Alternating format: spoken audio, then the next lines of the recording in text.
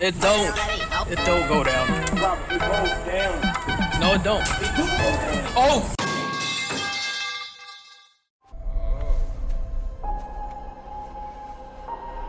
What is this place?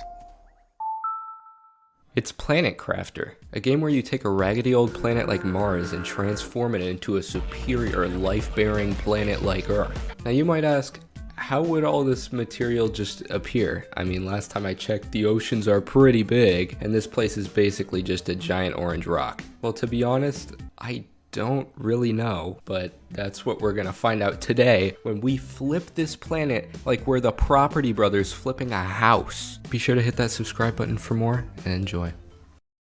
Boom, just spawned in and already changing my FOV. Alright, now that that's fixed, we can finally have a look around. We're in a little pod with a craft bench and some storage with some goodies like a seed for some reason, food, oxygen, and water capsules. There's a message board that says I need to advance the terraformation of the planet by generating oxygen, heat, and pressure to make the planet habitable. It kinda dawned on me that we'll be taking an entire planet and making it livable in a matter of in-game days. I stepped out of the pod to truly admire what we're looking at, and frankly it isn't much. It's just a lot of barren rock and mountains, and the sky is a dark red. This kind of opened my eyes as to how big of a challenge this was going to be. I found some materials which I'm going to have to learn to admire because it seems like we'll be scavenging a lot. I found some silicon, titanium, iron, ice, cobalt, and magnesium. I went back to the pod to check out what we can craft and made a backpack. Boom! Look at those extra inventory slots. I just now realized that the game literally gave me tasks to do, so let's knock those out. Oxygen tank, boom! Oxygen went from 0 to 145. While I was out getting materials for the construction chip, I found this cool storage crate with some goodies. It was just some food and some of the same materials though. Construction chip, boom! I pressed enough buttons on my keyboard to find the build menu.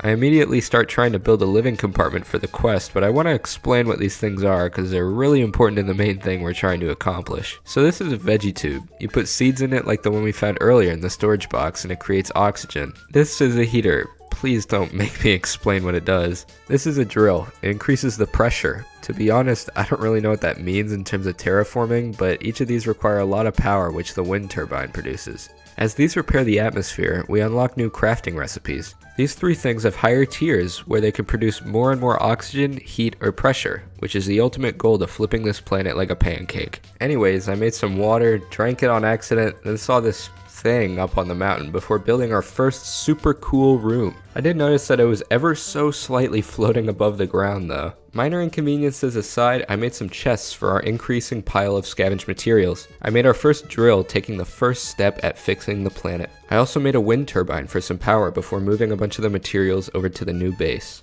I made a deconstruction chip before I inevitably misclick with the construction chip and place something wrong. I used that to zap up my pod storage crate and the one I found for some free iron. To fully assimilate from the pod, I placed a crafting station so we don't have to go back there. After placing our first veggie tube to start getting some oxygen in the atmosphere, we sucked up all the power. I placed the seed in there before placing some more wind turbines. No, they're not overlapping, stop looking. Anyways, to be able to add more equipment like microchips and bigger backpacks, I made this exoskeleton which makes me wish that we could go in third person mode to see it. I extended the base because it was feeling cramped and also added a back door. Then when I stepped back outside, everything went yellow. I still have no clue why. There wasn't anything attacking us or a dust storm or anything, the game just turned on the Mexico filter I guess. While I was out, I found a crate with some stuff we haven't seen before, some iridium and super alloy. I went back home and made our first heater with the iridium. With the night rolling around soon, we should make a torch microchip. Ooh, flashlight. We unlocked our tier 2 oxygen tank, bringing our oxygen level up to 200.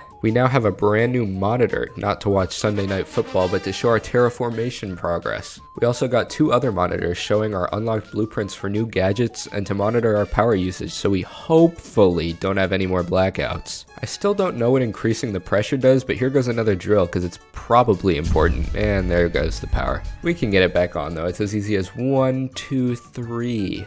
We did unlock the tier 2 backpack though, and when I was out getting materials, I saw a crash site and decided to put down a mini base for some oxygen before exploring more. I also put down a crafting station and finally made the tier 2 backpack. Look at all that space. I ventured closer to the crash site and put down another base for oxygen and storage so I can fill my pockets for whatever goodies I find in there. As I walked up, the first thing in my head was, God, I hope I don't get jump scared by anything. But I actually found some cool stuff. It did get dark as I entered the main part of the ship, but my flashlight microchip came in handy. There were some living quarters, but thankfully no bodies, and I got to rummage around in their stuff. This is where we found our first microchip. Someone must have been a botanist or something, because this chest was full of seeds for all different kinds of plants, giving production bonuses compared to the one we had before. To move further into the ship, I had to use the deconstruction tool to get rid of some of the wreckage, but it yielded some free iron. Right behind it was another chest with some fabric, which we haven't seen before, and some iridium, which we've only found once from that other chest. I had to go back to the base for oxygen and to dump some of the goodies off to make more space, but quickly rushed back in like a kid on Halloween. Just around the corner from the other chest, there was another with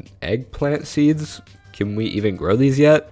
I guess we'll find out. There was more wreckage to deconstruct as we continued through, but came across a tier 2 heater. Is this producing anything? I guess I'll just deconstruct it and take the materials. Found more storage crates with more seeds, this time for squash and some aluminum. Grabbed another microchip and some goods before I had to head out again for air. Our storage filled up already, but I made another box so we could go back in for more. There was only one box left, so I grabbed the stuff and rushed home to find out what we could do with all the new materials we gathered. We're able to decode the microchips and found recipes for a faster mining speed microchip and agility boots. Luckily, the agility boots take fabric and aluminum to make, which we just gathered a bunch of. Got some more storage down before going outside and seeing the world turn yellow again. I'm still not sure what the... Uh-oh.